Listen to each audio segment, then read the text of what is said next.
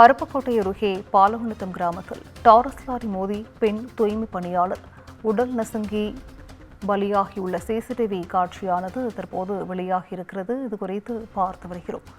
அருப்புக்கோட்டையில் புறவழிச்சாலை பணிகளுக்காக கிராவல் எடுத்து சென்ற டாரஸ் லாரி மோதிவிட்டு நிற்காமல் சென்றதாக புகார் தெரிவிக்கப்பட்டிருக்கிறது. தற்போது அது குறித்தான சிசிடிவி காட்சி வெளியாகி பதற்றத்தை ஏற்படுத்தியுள்ளது.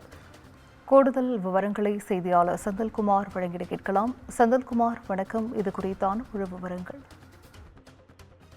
அதாவது சிந்துஜா, விருதுநகர் மாவட்டம் அருப்புக்கோட்டை அருகே பாலவனத்தம் கிராமத்தைச் சேர்ந்த வீரப்பெருமாள் என்பவரது மனைவி முக்கம்மாள்.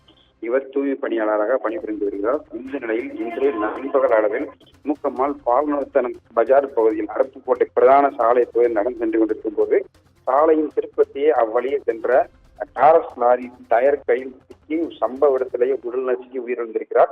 இந்த விபத்து ஏற்பட்டு டாரஸ் நிற்காமல் சென்று விட்டது.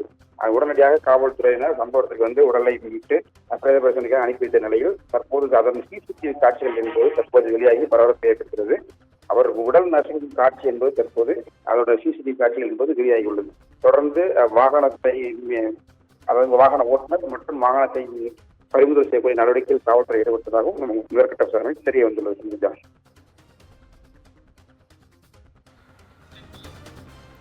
விவரங்களை வழங்கியமைக்கு நன்றி செந்தில்குமார்.